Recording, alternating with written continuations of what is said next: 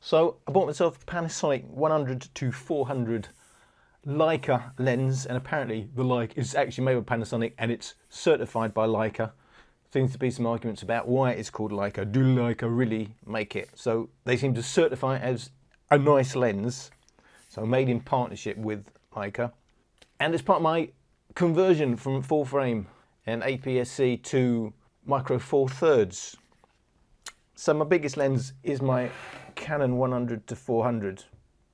The one I've used the longest. I've used this for about 15 years. It's the Mark 1, obviously, and I really have loved it in its time.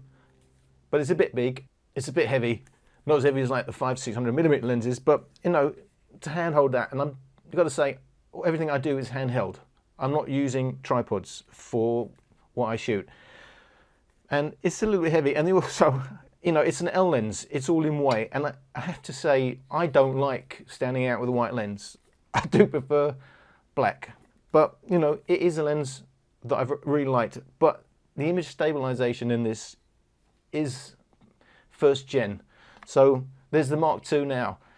This has about 1.5 stops of stabilization. The new one I think has about 3 stops of stabilization. However, that's not here or there. I'm trying to move over to a smaller travel system, the micro four thirds, and look at the difference there. Canon 100 to 400, Panasonic 100 to 400. It's a huge difference, isn't it?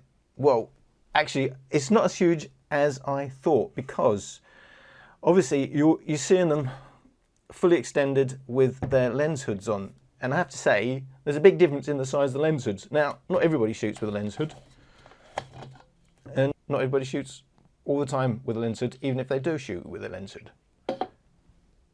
So, as you can see, the Panasonic lens has a little screw to attach, whereas the Canon lens is a lot easier. It's just a small turn and it clips in.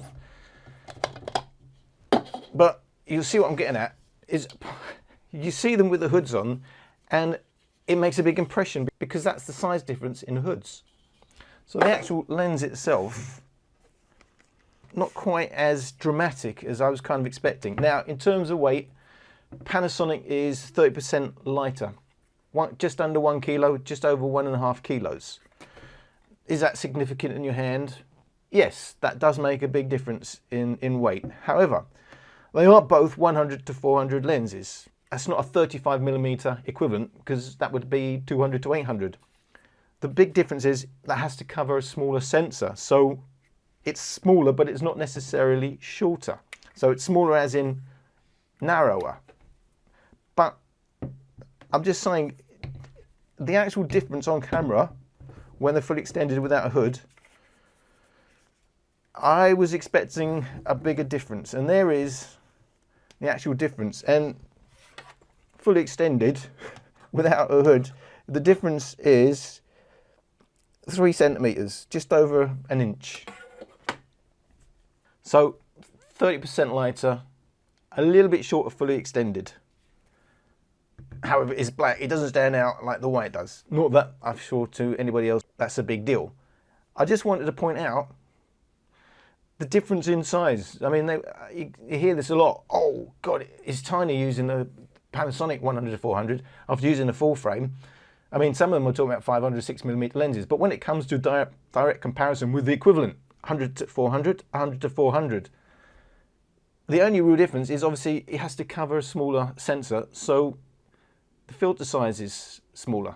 72mm filter, 77mm filter, so it's not that dramatic. Now, I quite like this in use, I have to say, but I just want to say it's not as dramatic. It's not that much smaller than the Canon, but it is, you know, 0.5 kilo lighter. That is more significant than the difference in actual fully extended without hood size.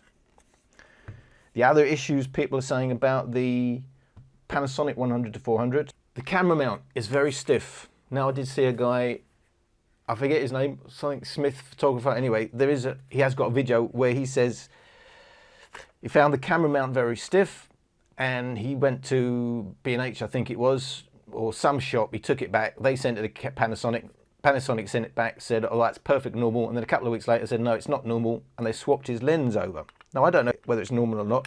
A lot of people seem to have the issue. It seems more of an issue if you've got it on an Olympus body. On my Panasonic body, it's very stiff, but, you know, other than that, some people are saying, well, that's the weather sealing, so, and it's supposed to be. I'm not quite sure. If anything starts shearing off, you know, if I'm getting little flakes, there's going to be a problem, isn't there? But I just want to point out, this seems to be an issue. It is very stiff, unlike any other lens, even on the Panasonic body.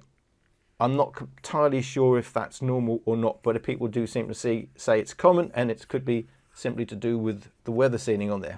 The other issue is the zoom. Now, I see people say you do get this tripod extender with it.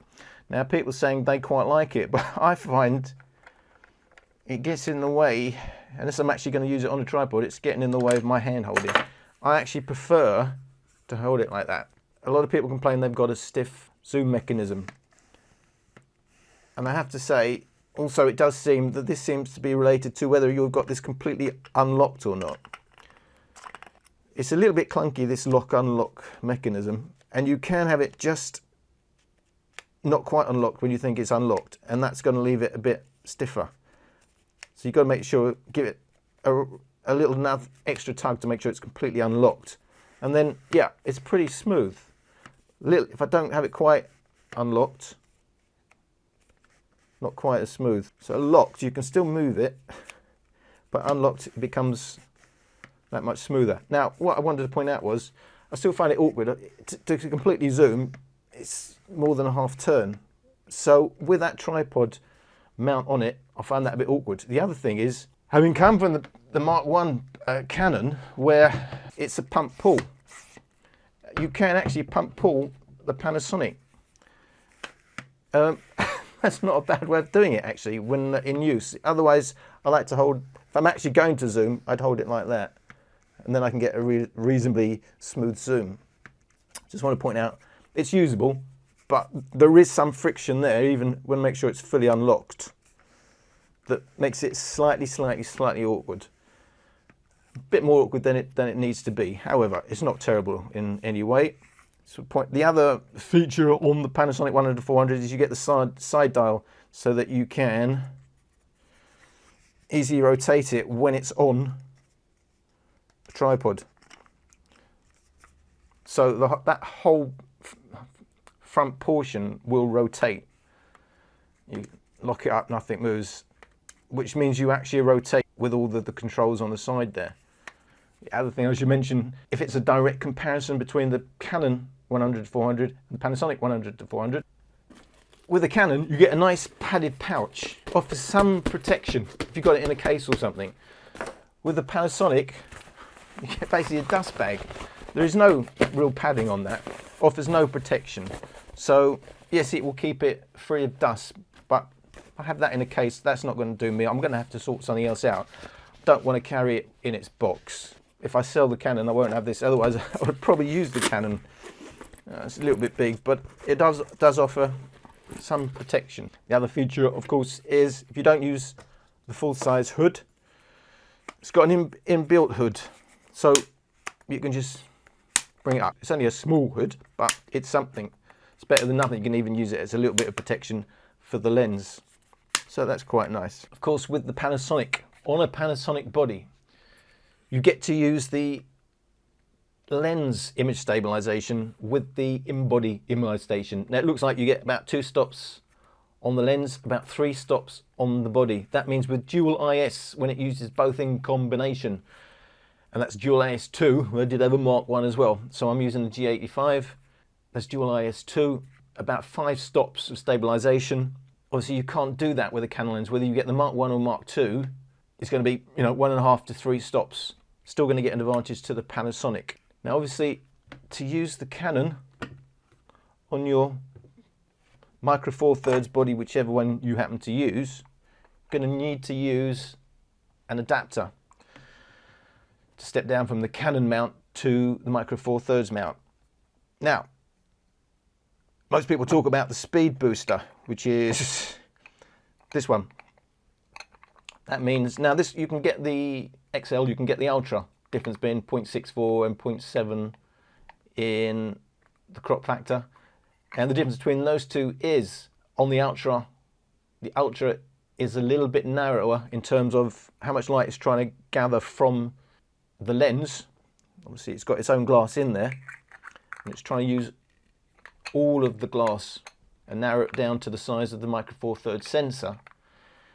If you use the Ultra, which is 0.71 wide, you can use both APS-C lenses and you can use full frame lenses, because it's not trying to capture the entire width of the full frame lens. If you try to use APS-C on the XL, which tries to capture a wider area of the full frame lens, in other words, the full part of the full frame lens, with an APS-C lens, you're going to get dark corners, because obviously there isn't glass going right out to the end. The APS lens is smaller than the full frame lens, so it's trying to gather light from where there is no lens.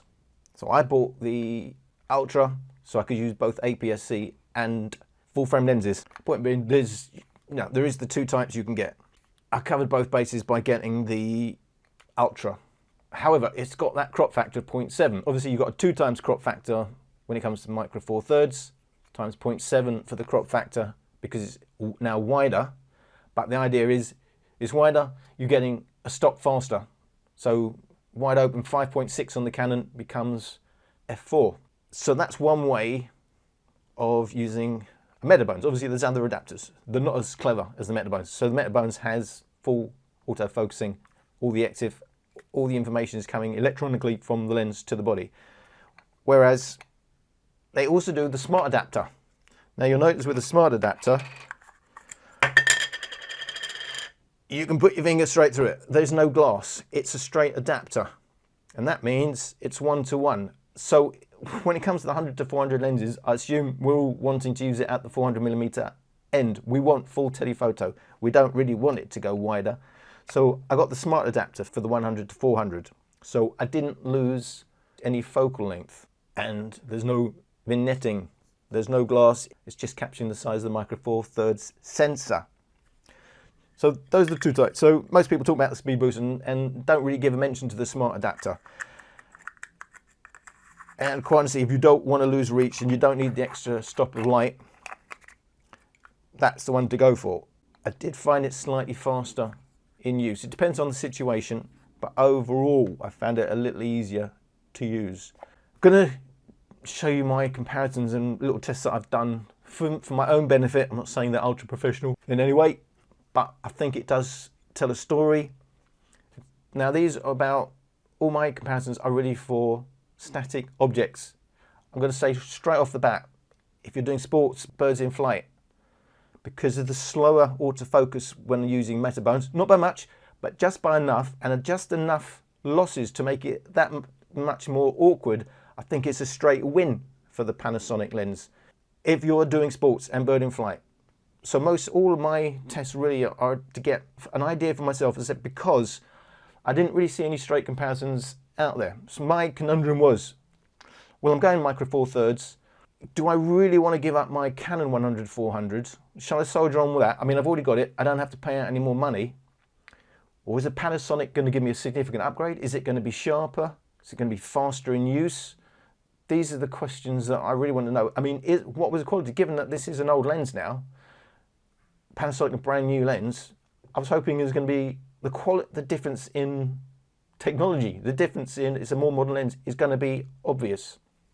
So that's what these tests were really about for my own benefit, to answer those questions for myself. The real differences between these two lenses, which I couldn't find out there. Some people talking about them in forums, but there was nothing in much detail, nothing that really told me the answer to this question. So this is the test that I've done to answer that question really for myself, before I get slaughtered for its terrible testing and blah, blah, blah. I already answered the question about sports. I don't think the Canon was usable against the Panasonic for sports and bird in flight because of the nature of Metabones adapters at this point. So these are my tests. So here I've tested both lenses at a shutter speed where I know handshake is not going to be an issue. It's at 1/1300th of a second for both cameras. And just to quickly show you in terms of autofocus, in terms of focusing consistency, this is the Canon and I didn't actually lose anything over 10 frames.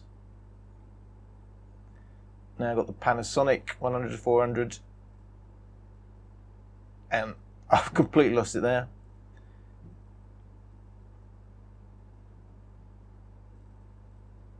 Lost it again. So on this particular test, where I was using it without a stabilizer,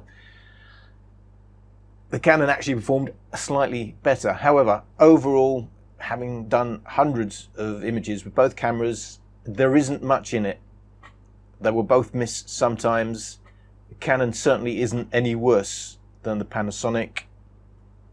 They seem to be about the same. Some images tack on sharp, some slightly out, and every so often some are completely out, which of course not necessarily the lens. A lot of it is to do with my Panasonic G85. I just wanted to show you that quickly. So the difference between them. Without using the stabilizer, without using in-body image stabilizing, which is going to affect both lenses a lot. Using a shutter speed where hand movement is not going to be an issue. Taking from those 10 images, taking the best one for the Canon, the best one for Panasonic. This is the original image, and the first thing you can see, which is the main big difference between these two lenses, far more contrast. It's a far more in-your-face, pleasing image coming from the Panasonic lens versus the Canon lens, and it's consistent. Of course, Panasonic gets the advantage of being able to do the in-lens corrections, not happening with the Canon. But even if I swap to a Canon native body, then use that lens, the difference is still there. So just to show you, that was the original image. I'm focusing on the alarm box, and the first thing that surprises me here is taking the crop.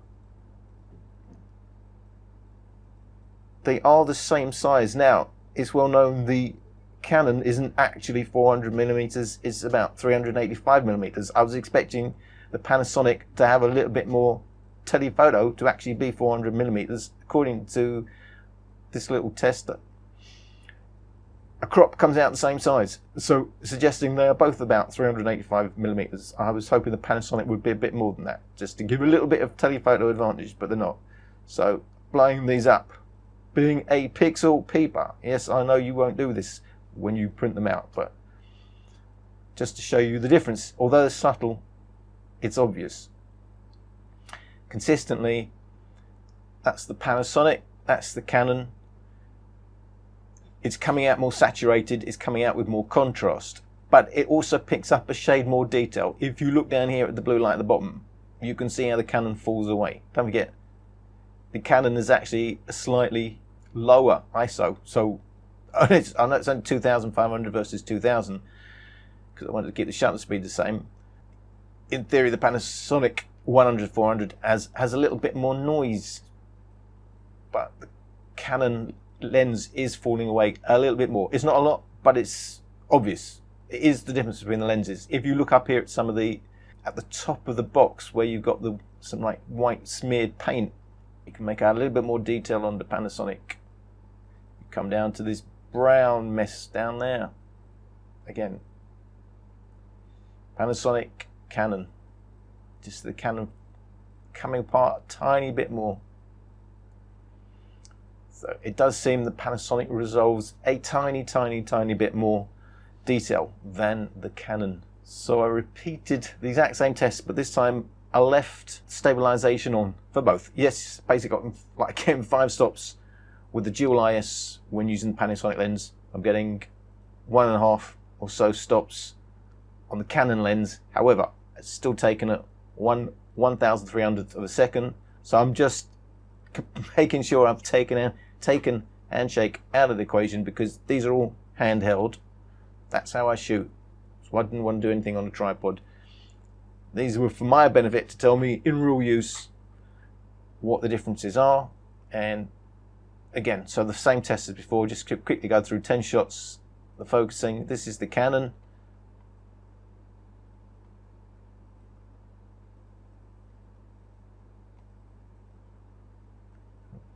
Canon were all on. The Panasonic, again, you can see immediately more saturated, more contrast.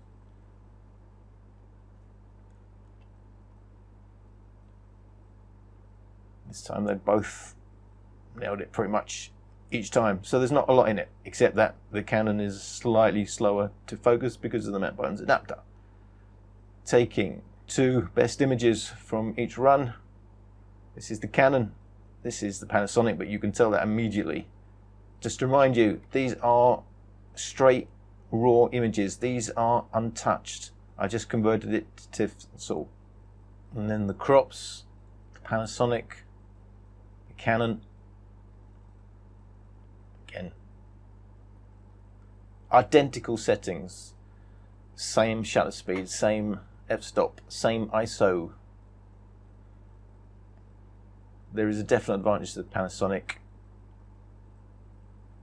The Canon is breaking up where the Panasonic isn't. It's more saturated on the Panasonic. It's more contrasty. So what if I adjust the contrast on the Canon? So there's adjusted for the contrast on the Canon just to make it a little bit more even, and then the comparison, still if you look at the blue light at the bottom, see it's falling away a little bit more on the Canon. The detail is there, like if you look at the top of the box on Panasonic, and it's not there on Canons. Even if you adjust for the contrast, Panasonic has an advantage. As I said, I'm not a tripod shooter. I was more interested in handheld shots. However, I did do some tests on the tripod, and just to show you, same sort of tests, what the outcome is, taking the best image of a run from each one. Everything was pretty consistent, as I already said. This is the Panasonic lens. This is the Canon lens. And get the difference, which is always there, that more contrasty and saturated image with the Panasonic. And that's the Canon, and I'll focus on that little box there. Definitely see all the details there on that cover. It's just not there. It looks a little bit blurry on the Canon lens. Well, these were the best from a long run of shots. Let's say this was a further distance than the alarm box test, and it was a hot day. There's going to be some atmospherics, however. These are consistent examples. Panasonic did better. I was interested to see what the real world difference would be, so I'm trying to convert from a Canon shooter to a micro four thirds. So I put the Canon 100 to 400 on my 100D, which is what I use for the long lens, because you get a little bit of the crop from the Panasonic APS-C. And then I compared it to the Panasonic 100 to 400 on the G85. These again, both raw out of camera. Nothing has been done to them. There you can see the difference in reach. Obviously, the Canon 100 to 400 is 600mm on the Canon 100D, and it's 800 on the Panasonic. So that's raw. So, you know, it's a test of both the camera and the lens. It's not just the difference of the lens. I just want to see what the real world difference was, to be quite honest with you. And then taking the crop, the 100D, G85.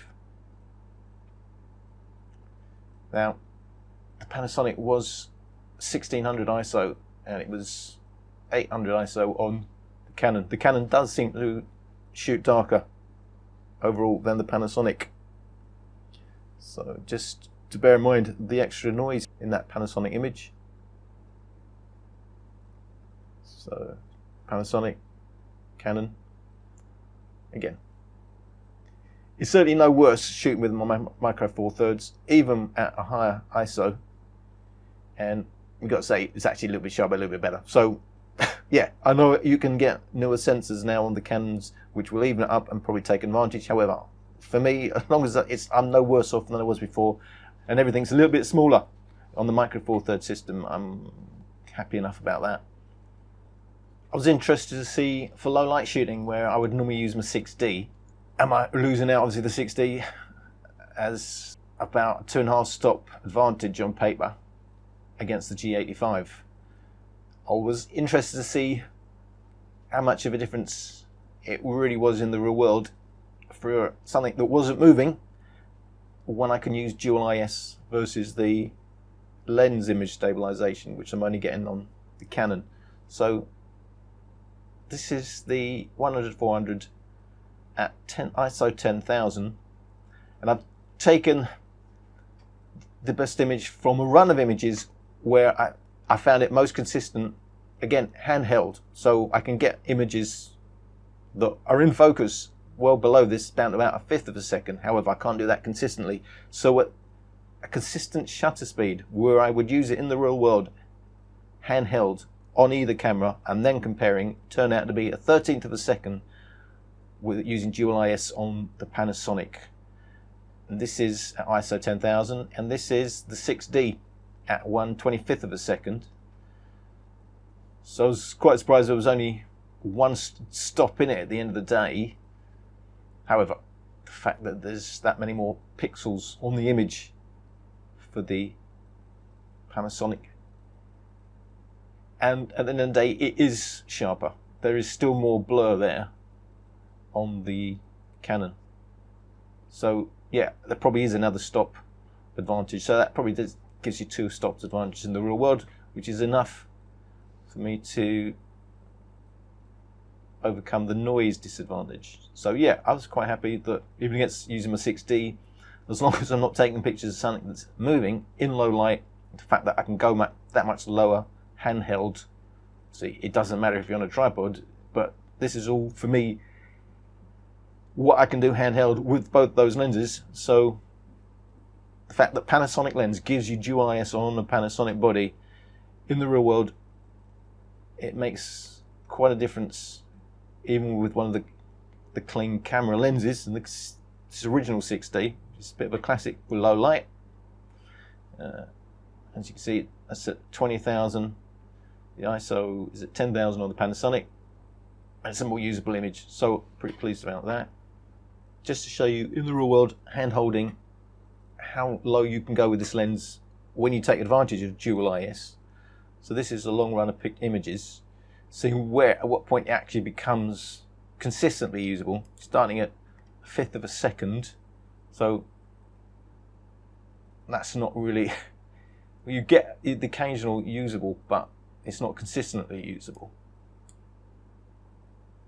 That's 1/8 of a second already. That's, you know, that's good enough, isn't it? That's sharp enough. Already becoming consistent at 1/8 of a second. I certainly couldn't do this with the Canon. I'm not saying it's consistent all the time, but it's consistent enough to be pretty usable. These are all 1/8 of a second. 1/13 of a second. Where I'd still be happy enough knowing in a run of shots I'm getting a lot that are, look, that's at 1/15 of a second. Nothing wrong with that at all. I mean, that is amazing at 800mm. So 1/15 of a second is about the bottom line. Yeah, you're still losing quite a few, but I mean, that's my handhold technique. If you're steadier hands than mine, you'll get a lot more usable. But you're going to get a run of usable from about 1/15 of a second upwards. There's 1/25 of a second. Bear in mind the rule that normally you'd have to be 1/800th of a second at least at this focal distance, 1/25 of a second. And it's starting to be sharp consistently. I mean, it's not fantastic, but it's 1/30th of a second.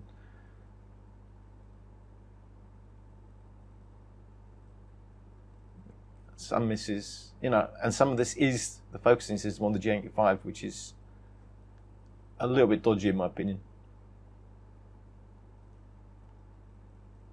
So each shot it's refocusing for is the point. 60th of a second, it's consistently sharp, isn't it? So that gives you a lot of leeway come your low light shooting. The interesting thing is, obviously, to use this on the Panasonic body, you're having to use the Metabones. Well, you can use any adapter. I'm using the Metabones adapter, and that way I'm getting full focusing ability. Some of these are not smart adapters that you get.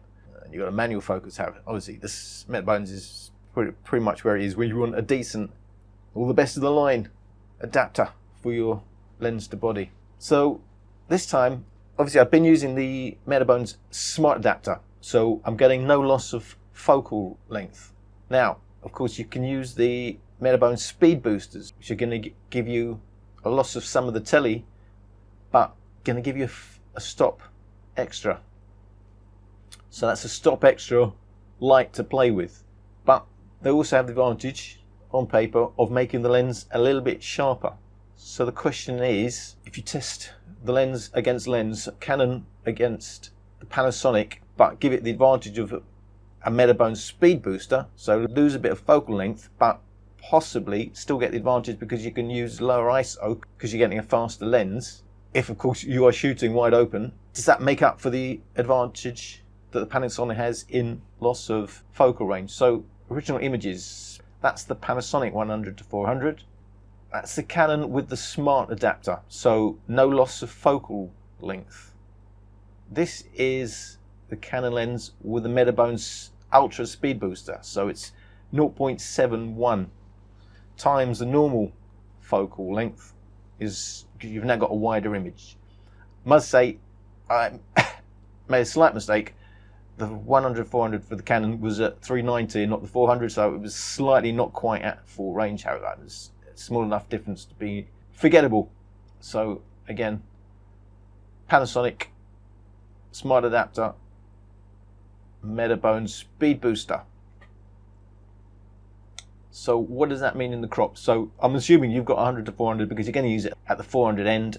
It's all about how close you can get to an image. So looking at the crops, that is the Canon 100-400 smart adapter, so no loss of focal length. That is the Panasonic. You can always tell because it's always more saturated, always more contrasty. And that is with the Metabones speed booster. And it's quite surprising how much of that focal length is not missed because you've got a sharper, cleaner image because you can go lower on the ISO. So they were taking basically the same light. Well, it was the same light. The difference is the f-stop I've had to shoot at. So with the Panasonic, I was at f.63 wide open, smart adapter 5.4 wide open, and the Metabones speed booster 3.8. And looking at the speed booster and the Panasonic, you can see the difference the noise makes. So having to shoot at ISO 2500 versus 800 makes a hell of a difference. So if you go with the Panasonic 100-400, you do lose the advantage of having to use a higher ISO as the light starts to fade. Quite honestly, even though you've lost a lot of focal length, you haven't lost the detail there because of the ISO, because the ISO is killing the detail. So just to finish off, this was more of a real world comparison. So I've left the camera on P mode, I've let it decide its own best settings, I've let it use the in-body image stabilization along with dual IS as you would in the real world, and both lenses are allowed to go wide open, so that's going to be f6.3 for the Panasonic, 5.6 for the Canon, so that's a third of a stop advantage for the Canon. And this time I've taken out of the camera JPEGs, not touch, but so they've both used my custom in-camera settings for the JPEGs, taking a run of 10 images again. That's the original image. Taking a run of 10 images again. This is the Panasonic 100-400, of which they are all, I mean, that's on the edge of not quite sharp, but basically all in focus. Some more sharp than others, but they're all usable images. As soon as you hit the Canon, this is where the dual IS really has an advantage. So already on the first one, it's, you know, past the step where I would say it was usable. I mean, you could sharpen that up, but that's already losing it. There, it's lost it totally. So when you're actually hand holding these cameras, you're aware of a lot more movement on the Canon because it's not using dual IS. Obviously, it's the Mark 1. The Mark 2 would be a bit better for that. However, it's clear, whereas with the Panasonic lens, it's easier to focus because although your hands are doing exactly the same thing, the lens apparently is staying still. So you're not trying to move the lens to make up for it again, whereas you do with the Canon lens, because it's only got 1.5 stops. They're not all terrible, but it was more awkward to use, and there are more total losses like that. So it's sharp when it's sharp, but you're going to get more losses. You know, if you're going handheld and you're dropping your shutter speed, there is the other big difference. And of course, you still get that more saturated, more contrasty image, more pleasing image to me. Maybe it's a little bit over the top, but the difference between them is stark. With the same settings, whether it's RAW or JPEG or whatever, it's going to be more saturated, more contrasty with the Panasonic 100-400 compared to the Canon 100-400. That's the Panasonic, that's the Canon. I mean, it's consistent. So those are the best two images, again, taken out of a run 10. And looking at the crops, that's the Canon. Don't forget, the Canon is 1/3 of a stop faster, although they're both the same ISO. So, again, the better image is the Panasonic. The margin isn't great, but the margins, its usability in use gets more pronounced as you obviously go down in the shutter speeds. Obviously, if you're a tripod shooter, a lot of this is meaningless. But this is, if you're a handheld shooter, this is what you're going to find in the real world between the two lenses. But the actual quality,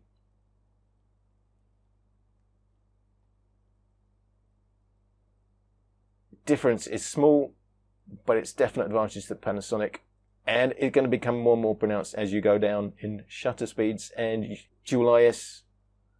The difference dual IS makes becomes more extreme.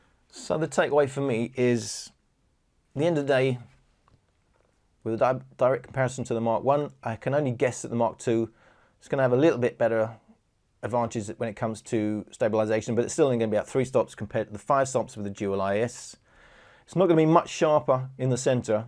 Seems a big difference between the Mark 1 and Mark 2 for the Canons are in the corners, which is not such an issue for me when it comes to these two lenses. But I have to say, I didn't really point it out there. It is sharper on the Panasonic. I mean, even the Panasonic is not known for its corner sharpness, I have to say. And you see the direct comparisons with other Panasonic lenses, it's soft in the corners. However, it's more about the center sharpness for me. And in terms of that, even between the Mark 1 and Mark 2, not going to be much difference. I think overall it's a win for the Panasonic.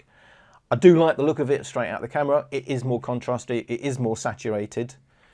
It is easier to use if you are trying to, you know, rapid fire on something that's moving. You're going to get misses. It's going to take a little bit longer to focus with the Metabones adapter. Not by much, but enough to make it awkward in use. It's going to sometimes say it's in focus when it isn't. Not going to happen on the Panasonic, which is far more consistent, far more usable. And anyway, it is, on a direct comparison, it is slightly a better lens when it comes to using it on the Micro Four Thirds body. It is more contrasty, more saturated, more pleasing to me, and does pull a slight amount of extra detail. It's small, it really is small. You're going to pixel peep to see it, but it's definitely there. So I would say, yeah, at the end of the day, I was expecting a bigger difference, if I'm honest, but at least I know I'm no worse off, and it is a little bit better than the Canon. And when I do a direct comparison, I was using this on a 100D and a 6D, and then I can make up the difference. So I know there are better sensors out there now, but just as long as I wasn't worse off than I was before, then I was happy going with the smaller system, the Micro Four Thirds, which is, it's all about a smaller travel system for me. I was a bit surprised that this wasn't actually 400mm as far as I can see, given that that's well documented and it's been well shown that that's about 385mm, and that seems to be exactly the same. So this appears to be a 385mm at the long ends. I was hoping that maybe just a tad over 400mm, but that's where we are. I kind of getting used to it. I've not had it that long, about a week, and I'm getting to like it more and more as I use it. It's just, I guess it's tempered by expectations on day one, but as I get to use it and then I do more A and B using between the two lenses, coming to appreciate the Panasonic more and more. And if anyone is looking to answer the question, which is the better lens, the Panasonic or the Canon, when it comes to using it on your Micro Four Thirds body, I have to say it's definitely better, but only slightly better, the Panasonic over the Canon 100-400 Mark I. So thank you for watching.